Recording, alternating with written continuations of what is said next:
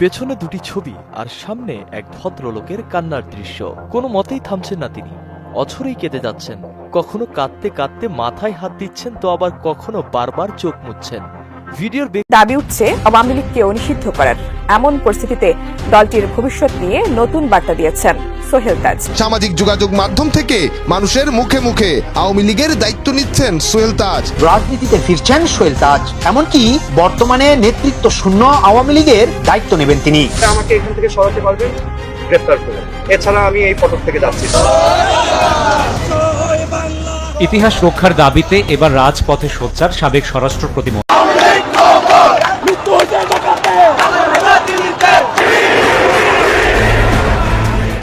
মাত্র 3 মিনিটের মাথায় একটি পোস্ট করে তা আবার ডিলিট করেন অন্তর্বর্তী সরকারের তথ্য উপদেষ্টা মাহফুজ আলম। জানিয়ে সামাজিক যোগাযোগ মাধ্যমে চলছে আলোচনার সমালোচনা। সরকারের একজন দায়িত্বশীল উপদেষ্টা নিজের ভেরিফাইড পেজে কি এমন লিখেছেন যে পরে তা ডিলিট করতে হলো। জানা গেছে তিনি তার ডিলিট করা ওই পোস্টে কোনো একটি দলকে ইঙ্গিত করে লিখেছেন, আমাকে নিয়ে নোংরামি করতেছো, ঝামেলা নেই।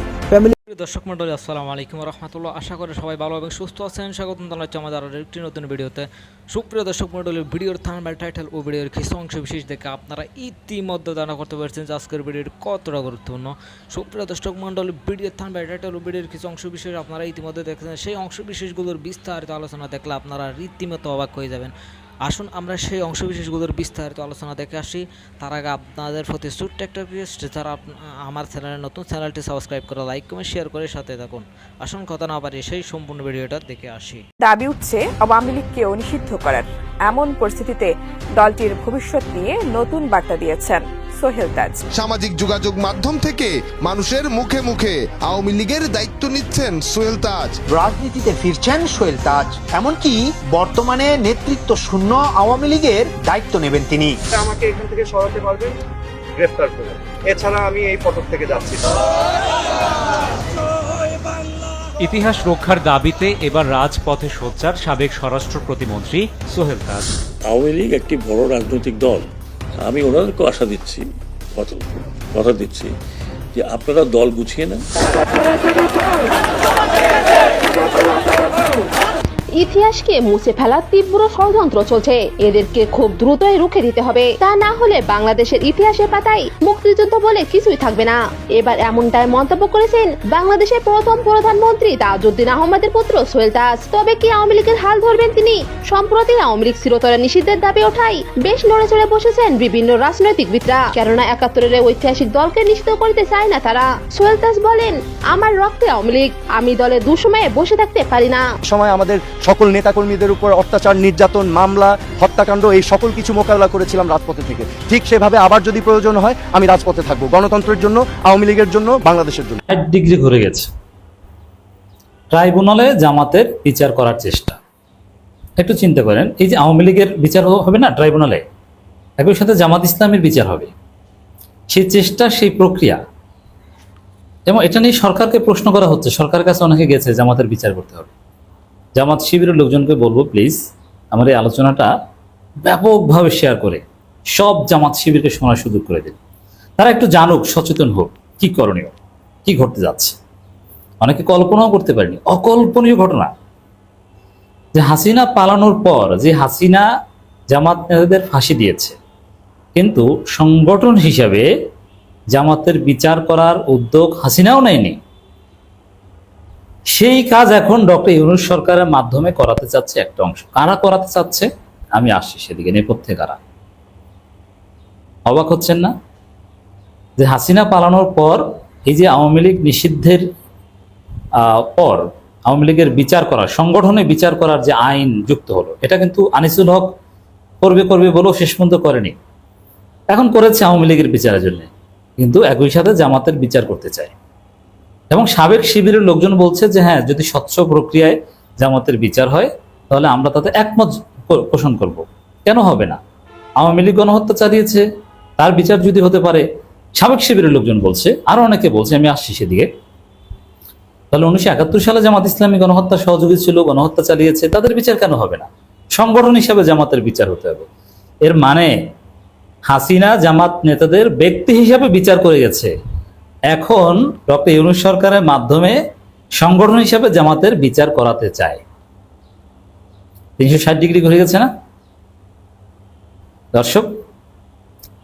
ভুল রাজনীতি করলে জামাতকে খেসারত দিতে হবে। আমি জরুরি আলাপ করব।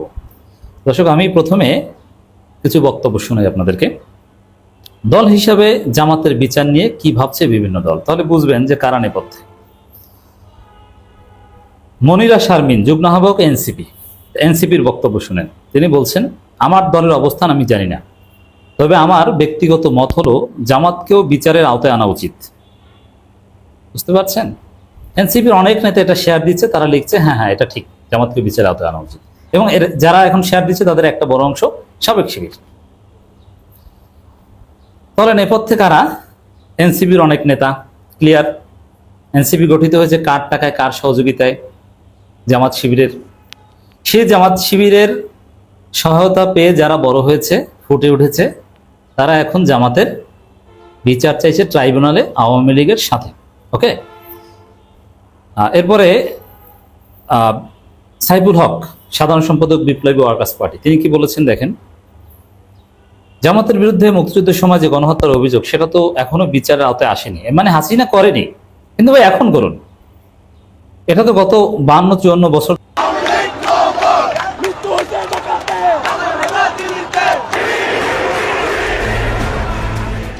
মাত্র 3 মিনিটের মাথায় একটি পোস্ট করে তা আবার ডিলিট করেন অন্তর্বর্তী সরকারের তথ্য উপদেষ্টা মাহফুজ আলম। জানিয়ে সামাজিক যোগাযোগ মাধ্যমে চলছে আলোচনা সমালোচনা। সরকারের একজন দায়িত্বশীল উপদেষ্টা নিজের ভেরিফাইড পেজে কি এমন লিখেছেন যে পরে তা ডিলিট করতে হলো। জানা গেছে তিনি তার ডিলিট করা ওই পোস্টে কোনো একটি দলকে ইঙ্গিত করে লিখেছেন, আমাকে নিয়ে নোংরামি করতেছো, ঝামেলা নেই, ফ্যামিলি টাইনো না, যুদ্ধাপরাধের সহযোগী রাজাকারেরা, এটা লাস্ট ওয়ার্নিং। উপদেষ্টা মাহফুজ আলমের এমন পোস্ট ঘিরে দেশ জুড়ে নানা সমালোচনার পর এবার মুখ খুলেছেন গণ অধিকার পরিষদের সাধারণ সম্পাদক রাশেদ খান। ফেসবুকে এক পোস্টে তিনি বলেন, আওয়ামী লীগ নিষিদ্ধের আন্দোলনে যমুনা বা শাহবাগ ঘেরোয় সর্বশক্তি নিয়ে উপস্থিত ছিল জামাত শিবির। জাসি ও এনসিপি নেতাদের একসাথে বসে ও দাঁড়িয়ে বক্তব্য দিতে দেখা গেছে। অন্যান্য ইসলামিক দলেরও ভালো সাপোর্ট ছিল। আন্দোলন আংশিক সফল হওয়ার পরে কেন যেন এনসিপি নেতারা জামাত শিবিরের তকমা থেকে বের হতে যাচ্ছে। জামাত শিবিরকে কাজে লাগানো শেষ, এখন তাদেরকে পাকিস্তানপন্থী বলে চালিয়ে দাও। ওয়ালটন আবারও মিলিয়নিয়ার অফারে ওয়ালটন ফ্রিজ কিনে আপনিও হয়ে যেতে পারেন মিলিয়নিয়ার। রাশেদ খান আরো বলেন, আমার ধারণা যমুনা ও শাহবাগে ঘেরাওয়ে 60% বিভিন্ন ইসলামিক দলের নেতাকর্মী ও মাদ্রাসার শিক্ষার্থীদের উপস্থিতি ছিল, আরো বেশি হতে পারে।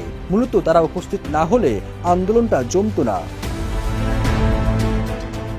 তিনি বলেন, কোন কোন মহল থেকে অভিযোগ আসছে শাহবাগের প্রতিশোধ নিয়েছে জামাত শিবির। আমি সেভাবে বলতে চাই না, কারণ আওয়ামী লীগ নিষিদ্ধের জোরালো দাবি জনগণের পক্ষ থেকে আছে। তাদের প্রশ্ন, যমুনার আন্দোলন কেন শাহবাগে গেল? যাই হোক, জামাত শিবিরকে কাজে লাগানো শেষ, এখন তাদেরকে পাকিস্তানপন্থী বলে চালিয়ে দাও। এবারে ঘটনা থেকে জাসি যদি ন্যূনতম শিক্ষা হয়, তবে ডাক দিলেই আর আগের মতো দৌড় দিবে না। আর যদি তারা মনে করে চড় মেরে ক্ষমা চাইলেও সব ক্ষমা করে দেওয়া যায়, তবে আবার ডাক আসলে তারা আবার জনশক্তি নিয়ে হাজির হয়ে যাবে। আর যদি তাদের রাজনীতি উদ্দেশ্য হয় অন্যের আহ্বানে জনশক্তি সরবরাহ করা, তবে এক্ষেত্রে আমার কোনো মন্তব্য নেই। Firoz Alam, news desk, Ittefaq.